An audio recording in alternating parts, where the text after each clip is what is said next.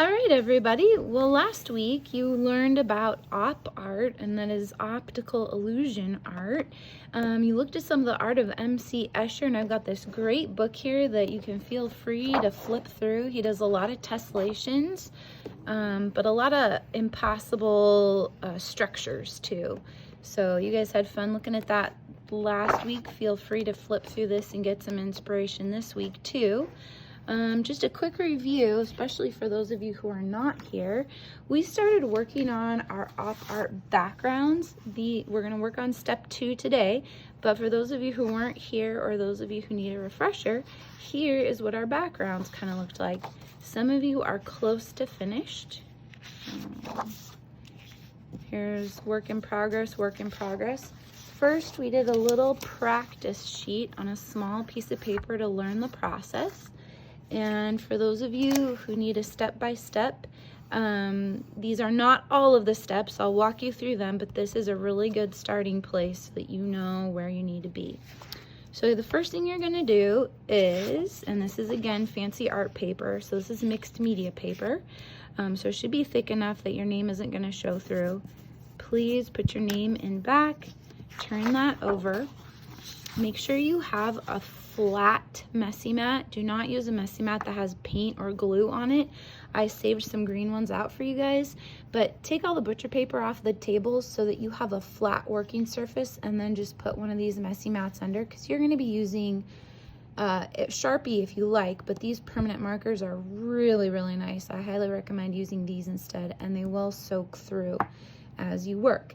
Okay, the first step you're going to do after you've written your name is turn to landscape modes. Your paper is horizontal, and you're going to draw a series of vertical lines. They can be curved, and if you draw curved lines, that is going to put a bit of interest, movement to your piece that will contribute to that op art look. Notice that I am spacing the lines and that they are going from the top all the way to the bottom of the paper, never crossing. Think of curves as being fine, but the second it gets to like roller coaster, you're going to have problems for step 2. Step 2 is you're going to do the exact same thing from edge to edge, going horizontally. And when you do your horizontal lines, again, kind of space them evenly. And make sure that your horizontal lines are crossing each of your vertical lines only one time.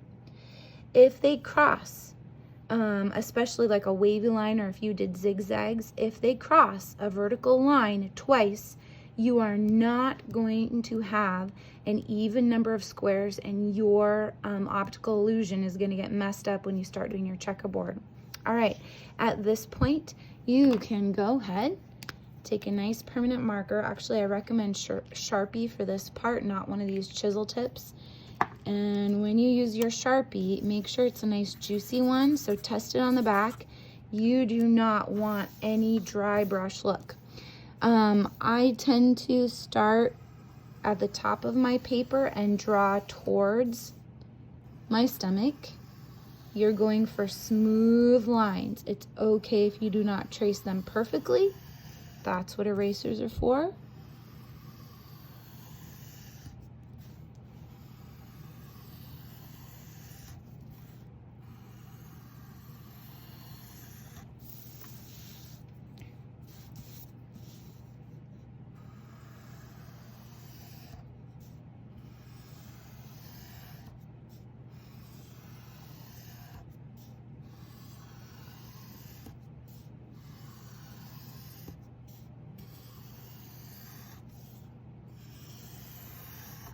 And here I'm doing a little editing on the fly because I didn't like what I originally drew. As soon as your Sharpie line has dried, you're going to want to use an eraser when there's wet ink involved, so give it a second to dry.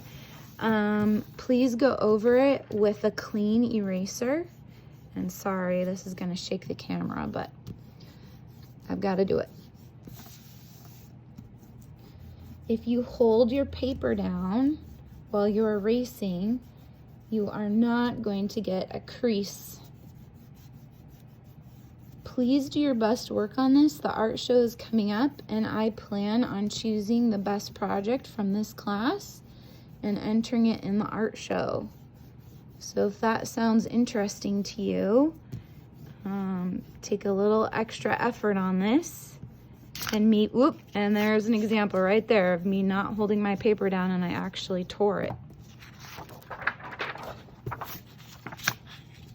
So my paper cannot go to the art show because of that mistake. Super careful. Okay, this next step is very, very important. Start at the bottom corner of your paper, and you can put a little dot or a little X. I'm going to use my Sharpie so that you can see what I am doing. And you're going to do this whole bottom row. You're going to put a little dot in every other square. And this will be your key. And I would do this in pencil, not Sharpie, so that you can fix it if you make a mistake. This in sewing and in carpentry, we have a saying that is measure twice, cut once.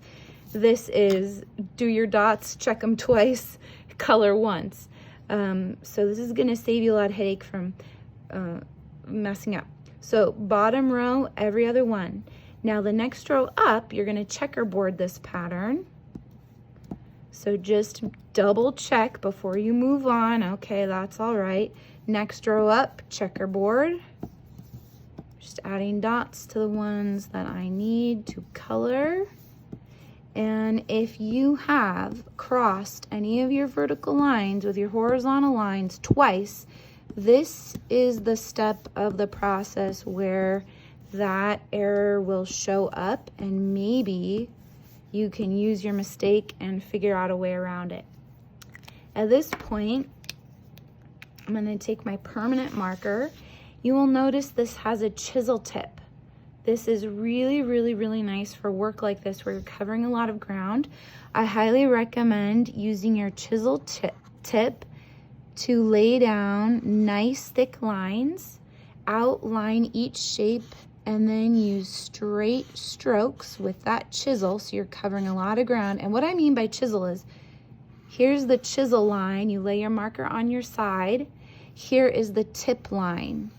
See how, and this marker got used last week, but see how much smaller your tip is versus your chisel. So use your chisel, trace out each shape so that you can quickly cover ground. Keep that marker on the chisel side, and I just love the depth of the black this gives you. I think it's even better than a Sharpie. And be patient with yourself. If your hand gets sore, get up and walk around, look what other people are doing. But take your time, double check before you start filling in each shape that it is actually a shape with a dot in it. And again, vertical lines are going to give you a really neat, tidy look. This marker is already drying out. Please do not use a dried out marker. Go over to the container. I'm going to do that right now. Go over to the container and make sure you're grabbing a black marker, not a red or a blue. They look really similar. Before you start, test it out. Yeah, that one looks pretty good. We used these last week, but I put a whole bunch of new ones in here too, so check them out.